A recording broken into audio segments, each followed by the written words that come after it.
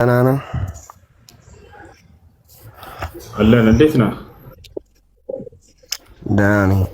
ጥያቄ ነበረኝ። ጥያቄው ምንድን ነው? ያው ጥያቄም ጠይቅህ መጀመሪያ መጽሐፋችሁ ማለቴ ቁርአን ሰው እንዲገሉ ያዛል አያዝም?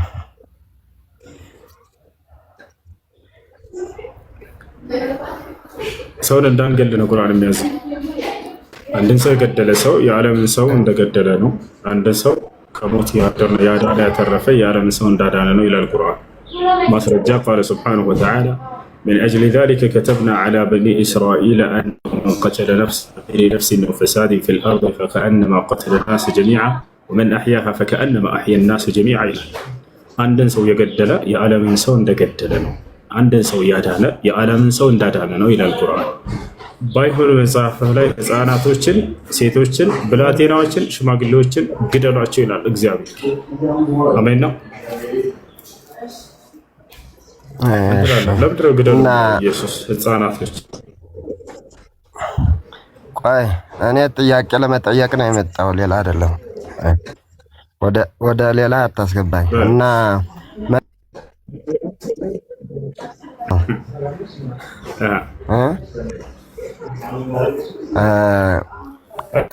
አርሲ ላይ አሁን እየተገደሉ ክርስቲያን እየተገደለ ነው። አርሲ በሰላም በሙስሊም ቤተክርስቲያን እየተቃጠለ ነው። ለምን ዝም ትላላችሁ? እንደዛ ከሆነ እናንተ ድምጽ ማትሆኑ ያው እኔ አዳምጠኛ ድምጽ ልሆንልህ። አርሲም ላይ ሆነ ማንኛውም ሀገራችን ላይ ሰዎችን በእምነታቸውም ሆነ በዘራቸውም ሆነ በብሔራቸውም ሆነ የሚያጠቃና የሚገድል የሚሰድብ የሚያንቋሽ ዝቅ የሚያደርግ ካለ እቃወማለሁ። ኢስላምም ይሄን ነገር ይቃወማል። ስለዚህ የትኛውም ስፍራ ላይ መገዳደልን አንፈልግም። ነቢያችን ሰለላሁ ዐለይሂ ወሰለም ሐዲስ ላይ ሲያስተምሩ አፍሹ ሰላም በይነኩም አሉ። ሰዎች ሆይ በመካከላችሁ ሰላምታን ወይም ሰላምን አስፍኑ ብለው ተናገሩ። ወደ ኢስላም ተጠርተዋል። ነቢያችን ሰለላሁ ዐለይሂ ወሰለም በሌላ ሐዲስ ላይ ሲናገሩ ላ ተተመነው ሊቃእ አልዐዱው ወሰሉላህ አልዓፊያ አሉ። ከጠላት ጋር ተገናኝታችሁ መገዳደልን አትመኙ፣ ይልቁንስ በእናንተም በእነርሱም መካከል አላህ ሰላምን እንዲያሰፍን ጸልዩ ብለው ተናገሩ። የሰላም ሃይማኖት ነው ኢስላም። ገብቷቸዋል።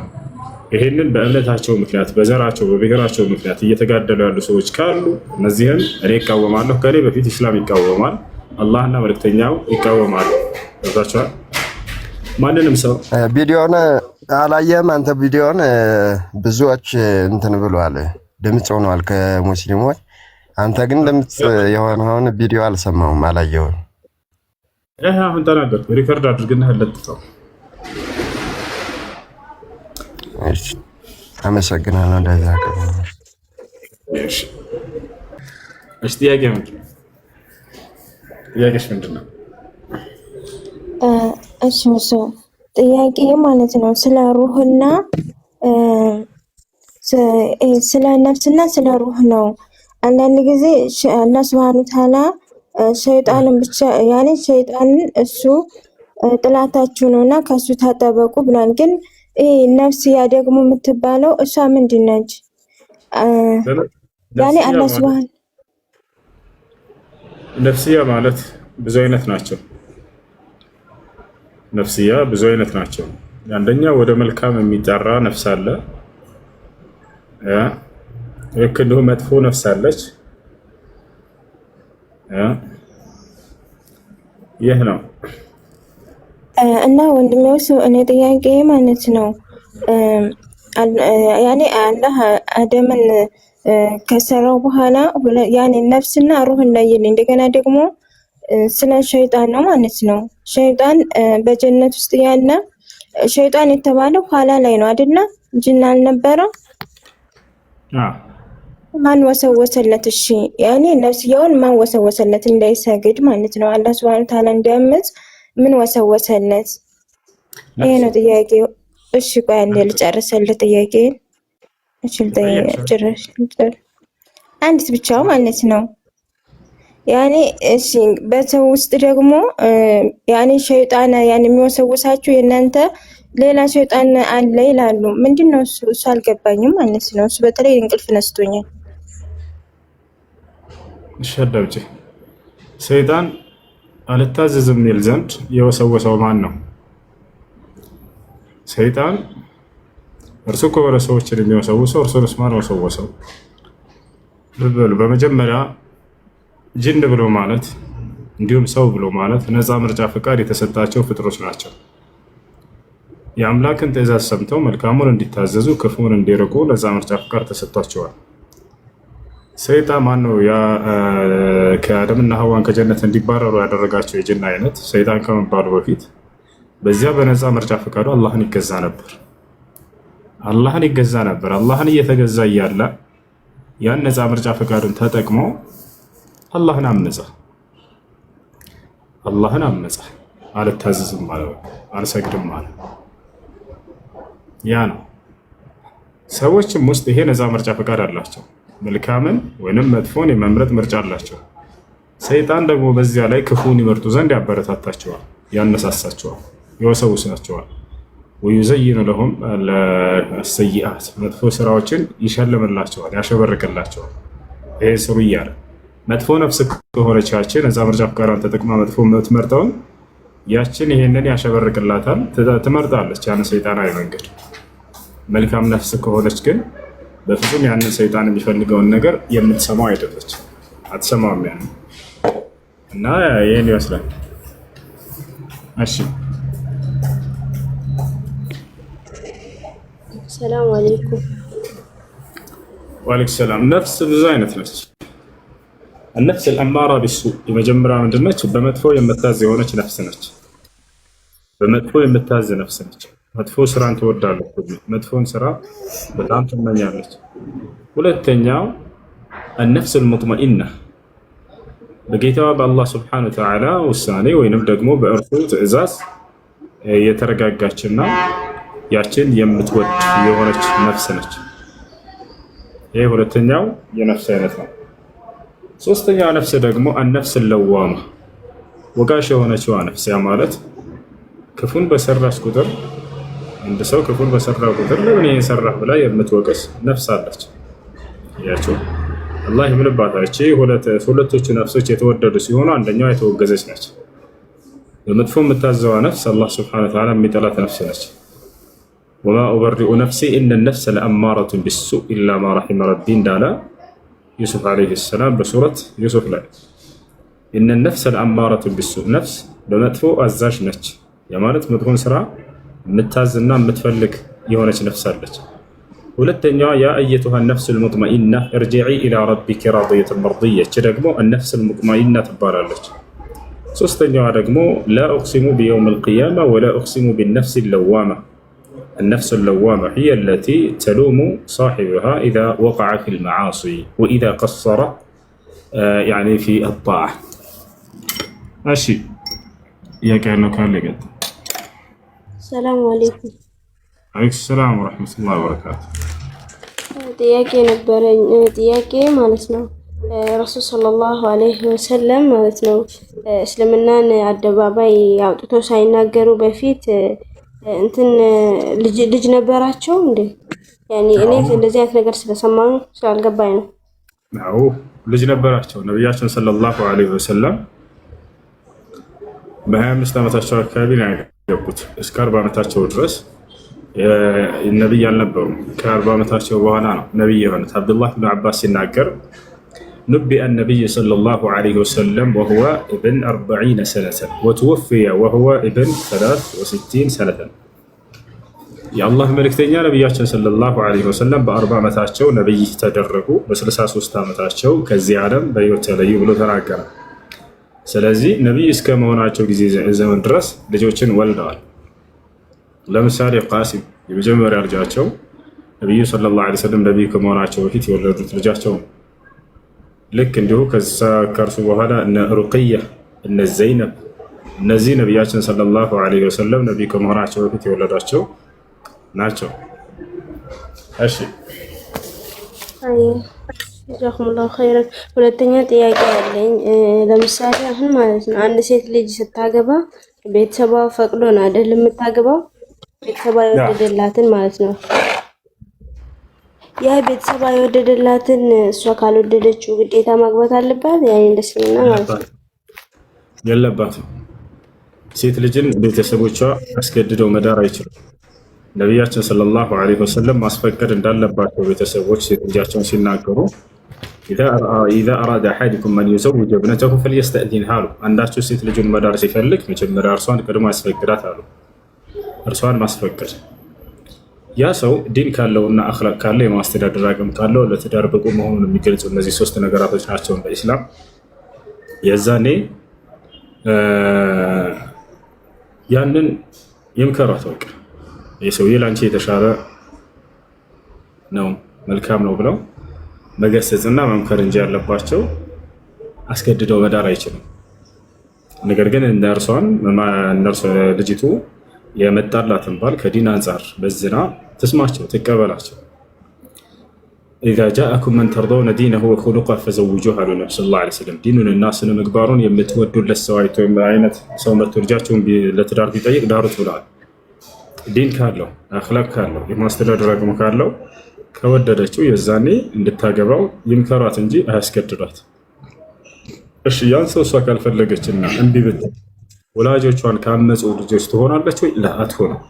ሸይኹል ኢስላም ኢብኑ ተይሚያ ረሒመሁላህ ተዓላ ስለዚህ ጉዳይ ሲናገር ሴት ልጅ ያልፈለገችውን ባል ቤተሰቦቿ አምጥተው የሆነ ሰው አግቢ ብለዋት ይህን አልፈልግም ብትል ወንጀለኛ አትሆንም ካሉ በኋላ ልክ ለምሳሌ እናቷ የሆነን ምግብ አቅርባላት ይሄ ምግብ አልተመቸኝም አልበላም ብላ የመቆጠቧ ያክል እንጂ ምንም ወንጀል የለውም ብለው ተናግረዋል። እናትሽ ለምሳሌ ሽሮ ሰራችና ቀረበችልሽ፣ ይሄን አልተመቸኝም ጥብስ አምጪልኝ አልሻት፣ አላህ ነገ የቂያማ ቀን ለምን ሽሮ አልበላሽም ብሎ ይቀጣሻል? ሽሮ አልበላም ስላልሽ እናትሽን እናታቸውን ካመፁ ልጆች ናቸው ብሎ ይቀጣሻል? አይቀጣቸውም። ይዛቻል። ስለዚህ ያ ነው አትገደዱም። ነገር ግን መልካም ከሆነ ያባል እንትን ብላችሁ ወላጆቻቸው ብትሰማቸው በጣም የተሻለ።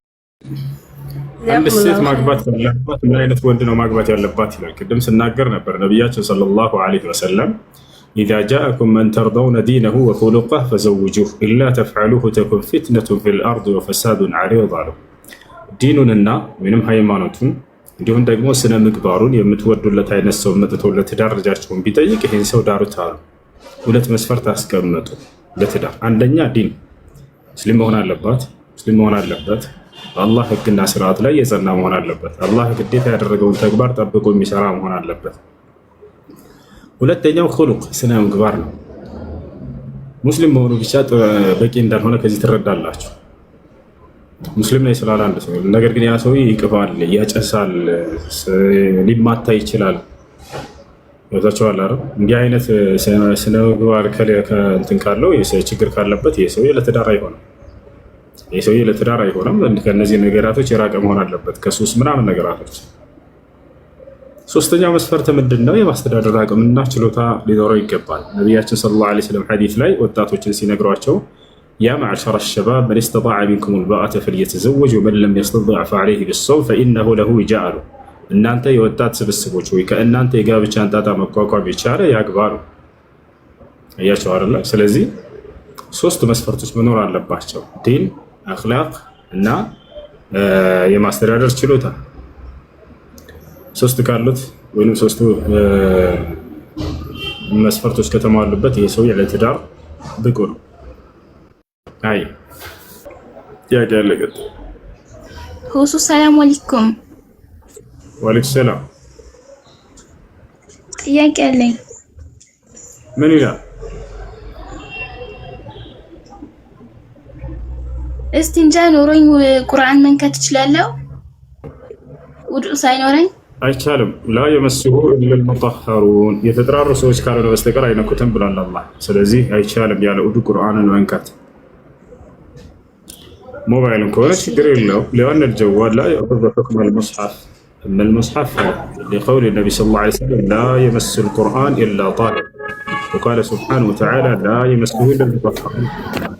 እሺ አንዴ ሚዩት አድርጎ የሚረብሽ ቦታ ያለ ሰው ዩኒቨርሲቲ አንዳንዴ ወር ስለሚጠፋ ሰው ቀርቶ ካስቀመጠው ለኡዱ እንጠቀማለን፣ ግን ቀርቶ ያስቀመጠው ሰው አናገኘውም። የሰው ሐቅ መንካት ይሆንብናል ወይ? አዎ።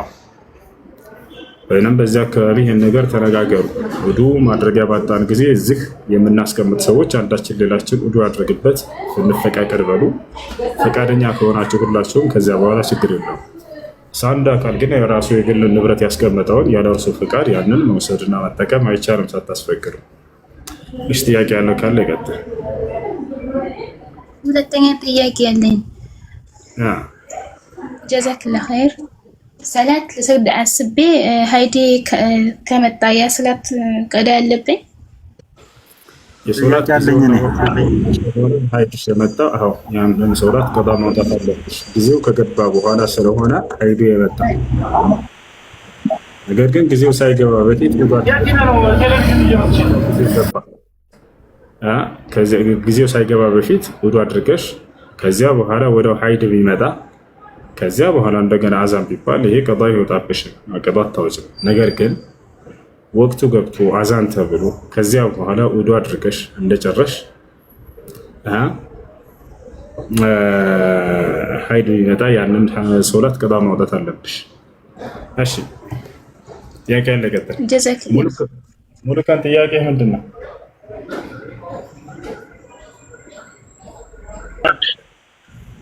እኔ ያለኝ እሺ ጥያቄ ምንድን ነው?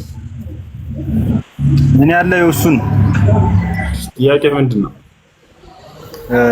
ሱራ 39:12 የሙስሊሞችን መጀመሪያ አረገኝ ይላል። እሱ እንዴት ነው? አሁን ጥያቄ በጣም ግራው እንትን ይላል። እስቲ እሱ ነው መጀመሪያ ሲባል ለሁለት ይከፈላል። ሱራ 39:12 ላይ እንዴት አድርገሽ መልሱን አዳ እኔ ሙስሊም የሚለው ቃል ሁለት ቦታ ላይ ይገኛል። አንደኛ እንዴት አድርገው ሙሉቀ እንዴት አድርገው እሺ እኔ ሙስሊሞች መጀመሪያ እንደሆን ታዘዝኩ የሚለው ሁለት ቦታ ላይ ይገኛል። አንደኛ በሱረቱል አንዓም ላይ፣ ሁለተኛ በሱረቱል ዙመር ላይ ይገኛል። በሱረቱል አንዓም ላይ ያለው ምን ይላል? ያኒ ቃለ ሱብሓነሁ ወተዓላ قل إن صلاتي ونسكي ومحياي ومماتي لله رب العالمين لا شريك له وبذلك أمرت وأنا أول المسلمين. لكنه بسورة الزمر لا قل إني أمرت أن أعبد الله مخلصا له الدين وأمرت لأن أكون أول المسلمين. لا هي مسلموش مجمرة أنهم تعزز بالي لا مجمرة يعملوا لا هن أسمروا بس مجمرة سبال كل مجمرة كدامي لله مجمرة أنا مالت هيدلنا መጀመሪያዎች ለሁለት ይከፈላሉ ባጭሩ። አንደኛ አንጻራዊ መጀመሪያነት አለ፣ ሁለተኛ ፍጹማዊ መጀመሪያነት አለ። አንጻራዊ መጀመሪያነት ማለት ከሆነ ነገር አንጻር የመጀመሪያና ቀዳሚ ሆና ስትገኝ ጊዜ ነው። ሁለተኛው ደግሞ ፍጹማዊ መጀመሪያነት ነው። ይህ ደግሞ ምንም አይነት ከምንም ነገር ሳይነጻጸር ቀዳሚነት የሌለው የመጀመሪያ ቀዳሚ የሆነ መጀመሪያ ማለት ነው። ገብታችኋል አይደል? ለምሳሌ ታዲያ የነቢዩ ሙሐመድ ሰለላሁ ዐለይሂ ወሰለም መጀመሪያነት ከምንድን ነው? ከየትኛው ነው ከተባለ ከመጀመሪያው ነው። ከትውልዳቸው አንጻር ከህዝባቸው አንጻር ነው። ማንኛውም ነቢይ ከህዝቡ አንጻር የመጀመሪያ ሙስሊም ነው። ሙስሊም ማለት ነው ማለት ነው ታዛዥ ማለት ነው። የአምላኩን ትእዛዝ ተቀብሎ የሚታዘዝና የሚፈጽም። ታዲያ የአምላኩን ትእዛዝ መጀመሪያ የሚቀበለው ምንድን ነው ከተባለ ነቢይ ነው። ያ ነቢይ የአምላኩን ትእዛዝ መጀመሪያ ተቀብሎ የሚታዘዘው እርሱ ስለሆነ ከትውልዱ አንጻር የመጀመሪያ ሙስሊም ይባላል። ነቢዩ ሙሐመድ ሰለላሁ ዐለይሂ ወሰለም የመጀመሪያ ሙስሊም ናቸው። ከምን አንጻር? ከህዝቦቻቸው ከተላኩለት ትውልድ አንጻር። ገብተዋል። ሙሴ ለምሳሌ በቁርአን ላይ በሱረቱል አዕራፍ ላይ እኔ የምእመናን መጀመሪያ ነኝ ይላል። ከዛ በፊት አማኝ የለም ማለት ነው? አይደለም። ከዚያ በፊት ከሃዲ ናቸው ማለት ነው? እና አብርሃም እና ይስሐቅ እና ያዕቆብ? አይደለም። ታዲያ ምንድን ነው ከተባለ ከህዝቦቹ አንጻር የመጀመሪያ አማኝ እንደሆነ እየተናገረ ነው። የቱ ጋር ከተባለ ቃለ ሱብሓነሁ ወተዓላ ሓኪየን ዐን ሙሳ ዐለይሂ ሰላም ወለማ ጃአ ሙሳ ሊሚቃቲና ወከለመሁ ረቡሁ ቃለ ረቢ አሪኒ አንዙር ኢለይክ ቃለ ለን ተራኒ ወላኪን እንዙር ኢለል ጀበል ፈኢን እስተቀረ መካነሁ ፈሰውፈ ተራኒ ፈለማ ተጀላ ረቡሁ ሊልጀበል ጀዐለሁ ደከን ወኸረ ሙሳ ሰዒቃ ፈለማ አፋቀ ቃለ ሱብሓነከ ቱብቱ ኢለይከ ወአና አወሉል ሙእሚኒን። ሙሴ ምን አለ? እኔ ምእመናን መጀመሪያ ነኝ አለ። አያቸው አይደል? ከትውልዱ የመጀመሪያ አማኝ ነው እየተባለ ነው። ልክ እንዲሁ በፈርዖን ሀገር ላይ በግብፅ ሀገር ላይ ከነበሩት የመጀመሪያ አማኞች እነማን ናቸው? ከፈርዖን ተከታዮች መጀመሪያ ያመነው ማን ነው? ማን ነው ልጆች? እነዚያ ደጋሚዎቹ አይደል እንዴ? ድግምተኞች። ሙሴና ሃሮን ሄደው ፈርዖንን እመን ባሉት ጊዜ አላምንም ባለ ጊዜ ተአምርን ይዘው መጥተዋል ብትሯ። ከዛ ፈርዖንም አይ እኔም አስማተኞችን አመጣለሁ ብሎ ሰበሰበ። የሀገሩ እንዳለ የግብፅ አስማተኞችን ከሰበሰበ በኋላ ድግምተኞችን፣ እነርሱም ገመዶቻቸውን ይዘው መጡና ጣሏት። ወደ እባብ ተቀየረች በአይናቸው ላይ። ገብታችኋል አይደል? ሙሴና አሮንም ያችን የያዟትን ብትር ጣል አድርገው እንዳለ የእነሱን ድግምት ለቃቅማ ስትበላ ባዩ ጊዜ እነዚያ የፈርዖን ደጋሚዎች የሙሴና የሃሮን ድግምት እንዳልሆነ ተአምር እንደሆነ ወደ አወቁ። ስለ ድግምት በደንብ ያውቃሉና እነሱ ወዲያው ምን አሉ? ቃሉ አመና ቢረቢል ዓለሚን አሉ። እነሆ በዓለማቱ ጌታ አምነናል አሉ። ረቢ ሙሳ ወሃሩን፣ በሙሳና በሃሩን ጌታ አምነናል አሉ። ታዲያ እዛው ራሳቸውን ሲገልጹ ምን አሉ? አንኩና አወለል ሙእሚኒን አሉ። እኛ የምእመናን መጀመሪያዎች ነን ብለው ተናገሩ። ከምን አንጻር ነው የምእመናን መጀመሪያ ነን ያሉት? ኦኬ ሙሴና ሃሮንን ቀድመናቸዋል እያሉ ነው? አይደለም። ነገር ግን ከፈርዖን ተከታዮች ከግብፃውያን የመጀመሪያ አማኞች በመሆናቸው እኛ የመጀመሪያዎቹ አማኞች ነን ብለው ተናገሩ። አያችሁ አይደል? ስለዚህ አንጻራዊ መጀመሪያነት ይባላል። ይሄ ከምን አንጻር ነው የመጀመሪያ አማኝ የተባሉት? ከሙሴ ከግብፅ ሀገር ወይንም ከፈርዖን ተከታዮች የመጀመሪያዎቹ ቀዳሚዎቹ አማኝ ስለሆኑ እንጂ ከኛ በፊት አማኝ የለም ሙሴና ሃሮንን ከሃዲ ናቸው እያሉ አይደለም። ያው በሙሴና በሃሮን አምላክ አምነናል እያሉ እየተናገሩ ነው። እና ስለዚህ ይህ አንጻራዊ መጀመሪያነት ነው ከህዝቦቻቸው አንጻር ማለት ነው። እንደው ከራሴ እንዳይሆንባችሁ ከሊቃውንቶች ፍቺ ልስጣችሁ። ነቢዩ ሙሐመድ ሰለላሁ ዐለይሂ ወሰለም የምእመናን መጀመሪያ ነው ይበል የተባሉት ከህዝቦቻቸው አንጻር እንደሆነ ተፍሲሮችን አንዴ አውጥቼ ላሳያችሁ። ሁሉም ተፍሲር አለኝ። እያንዳንዱ ተፍሲር ይህን ይናገራል። የምእመናን የሙስሊሞች መጀመሪያ የሚለውን ምን ለማለት እንደሆነ ላሳያችሁ። ያው እነዚህ ጋር